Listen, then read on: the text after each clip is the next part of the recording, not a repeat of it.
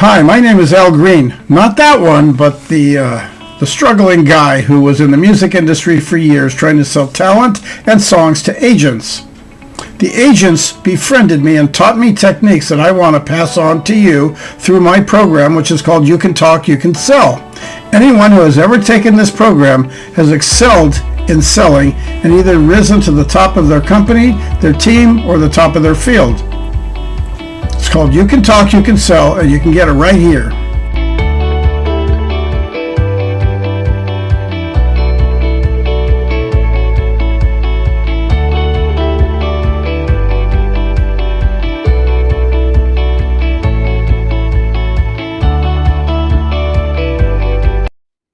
Okay, hold it right there. Hold it right there. You're in sales. You need to know what you're doing that's going to give yourself confidence. And one of the most exciting things about it is that when you exude confidence, it's like you own the attention. But how do you do that? Now, when you are presenting and you're talking, just remember every sentence that you speak has to have a definitive ending. It can't be like the kids who speak and they say things like, I was going to go to the mall the other day, and they end it like it's almost a question, okay? And they're expecting you to say, yeah, that's not basically what we're doing. What you need to do is command the attention of the person you're talking to. This is called confidence. Now, as I've stated in the past, confidence is when you totally know your point and you know your product so that you can speak on it and answer any questions that come up, whether or not they are viable questions that are designed just to question you or to question the integrity of your company and your product. So, for example, if you were selling a military contract and you realize that you are a small company up against a mammoth size competitor, and you know maybe that the Small Business Administration allows for a certain percentage of large businesses to take contracts from smaller companies. You will know this and you'll be able to convey that. If a person were to ask you, no matter what you're selling, because there are so many different kinds of sales.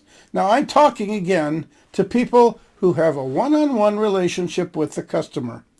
I'm talking about people who are in any field of sales and they want to build up their income to at least six figures. That's why in my system called the six-figure selling system, that's the whole idea, is to get you up to at least $100,000 a year and then go up from there. But remember, if you don't employ the system, the plan most likely will not work. Because you have to look at it this way. A system is really nothing more than a set of procedures. It's like when you get into your car, you have to follow the correct procedures just to start the car.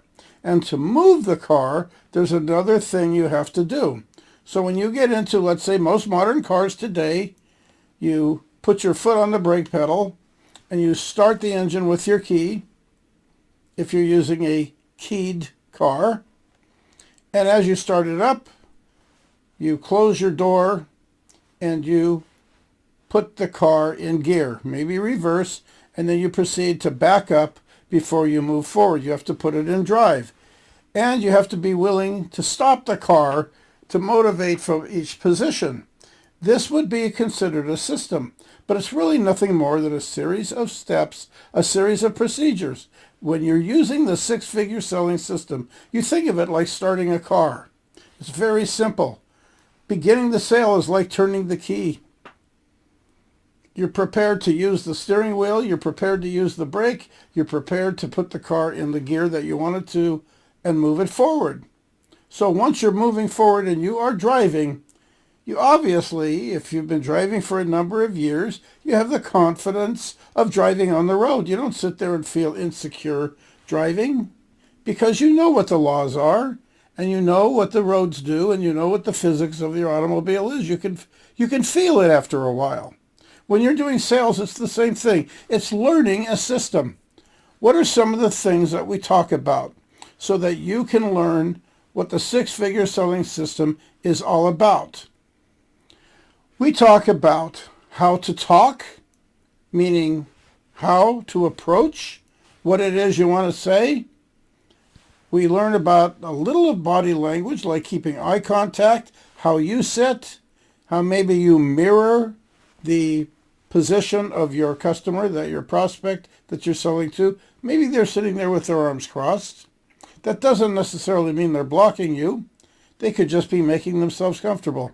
That doesn't mean you have to cross your arms, but it could mean that you feel casual and you sit down and you don't show any outward signs of aggression towards what looks like their defense stance.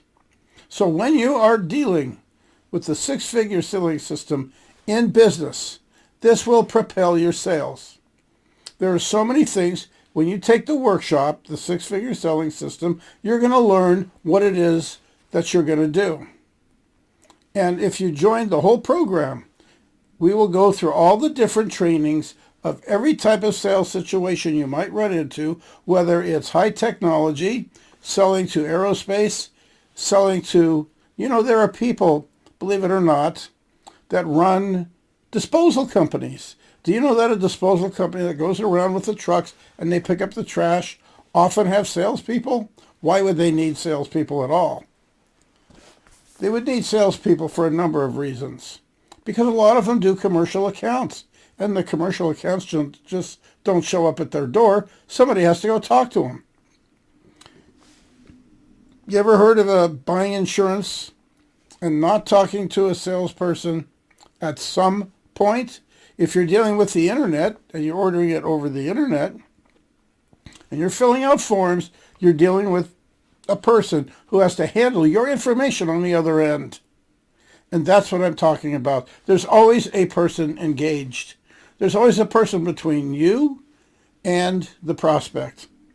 When the sale is made, the key to the sale is what you do after you've made the close and signed and sealed and delivered the product. Because that could mean the difference between you being a professional and you being just another salesperson that comes and goes. After all, a lot of the products that we sell are competing with other companies that sell similar products. And we have to know what the difference is between us, what the costs are, how it breaks down, and how to explain it to a customer so that the customer can understand the bite-sized pieces of what we're doing. They understand on little, tiny pieces. They don't understand entire concepts at once. The whole idea is to build them into a concept so they like the idea, because there isn't a person who buys anything without some form of emotion. In fact, almost everything we do in life has some tie-in to the emotions of the human body. That's just the way we are. So when you are talking to a person, you want to get to them on a slightly emotional level, but not to the point where you're beating them over the head. You want them to overall, at the end of your presentation, have a feeling of comfort, of relaxation, a feeling of safety, and a feeling that they can trust you. Because one of the things that is the most important thing is you should not be in sales if you don't have integrity. You have to be 100% honest. Otherwise, I'm going to tell you again to stop right there and do not move forward until you are sure everything you do you believe in and it's completely honest. There can't be any tricks. There can't be any surprises. It has to be straightforward. And it's perfectly okay to deliver some of the bad news that goes along with it. Like, yes, we can deliver, but we have to have it inspected before we deliver, for example. Or we can definitely accomplish this goal, but after the goal is accomplished, we have to do a quality control check to make sure everything is to your liking. And you have to keep building, building, building. And these things are hard concepts for some people because they don't realize when they're talking, they're just a talking head that's just yammering on, and they're trying to inform a person instead of presenting information that the person will want to hear. I'd like to know how you can save my company money. Great. I have a great idea for you. In fact, that's one of the best things about my program. I can save your company money.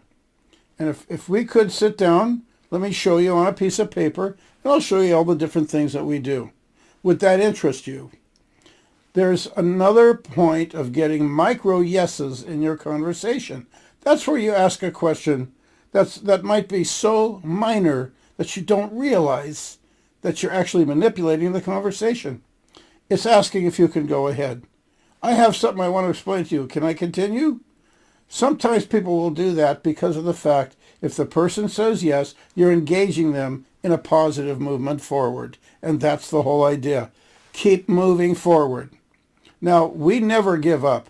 Professional salespeople never give up.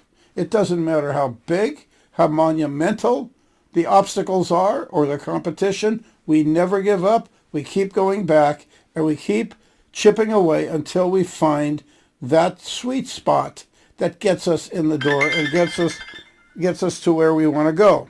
So, for example, when you're dealing with anything that has to do with a point, you want to get the conversation moving in a direction so that you make your point and that you do it with a great deal of professionalism. Professionalism in identifying with the customer, in presenting yourself in a confident way and knowing your product and explaining the value. Because a lot of times when a person is asking a question, how much does it cost? They're not trying to challenge you. They simply just want to know, how much money am I going to spend? And when you come to that conclusion, that I've got a great piece of information for you, I've got something really important. Since you brought up the cost, I'm glad you did. This is the best part of my presentation. And we're going to guide you in ways that you use your own personality, because every one of us has something special about ourselves. We all have talents. My talent might not be yours, but your talent could be the one thing that you use that nobody else has. You can do it like nobody else can. And you all have something that you can use. What I do is I spend time with each one of my students and I show them how to bring out their own persona and realize what value they have with that particular talent that they might possess. And a lot of them don't even recognize it because they don't have the confidence to know that they're selling themselves in a way that they could examine and analyze what they're doing through the eyes of a person who sees the value in it. It's like subjective art. I can look at a piece of art that sells for $13,000 and compare it to something that sells for $29 and not know the difference. But if I'm an art collector and I'm going to find out what it is, the person who's selling me has to be able to explain to me what it is I'm looking at, even if I'm a sophisticated collector. And that person is going to win me over if they can explain the value. Plus, there's systems I've taught at art galleries on how to get people to buy when they say, I have a house full of art, I have no room. These kinds of objections are so easily overcome. The point together that I want to make with my system is that it's not an investment for you to make money from. It's for you to go ahead using your own career to excel and hit the top of your field. It's a training. It's a workshop so that you learn how to be the better you. Now, when we're dealing with this kind of thing, remember, just stop for a minute and don't push yourself forward until you are ready to proceed with confidence. I'm going to carry this forward when we get into my next workshop, so please join me and register for the 6-figure selling system, and I will see you there.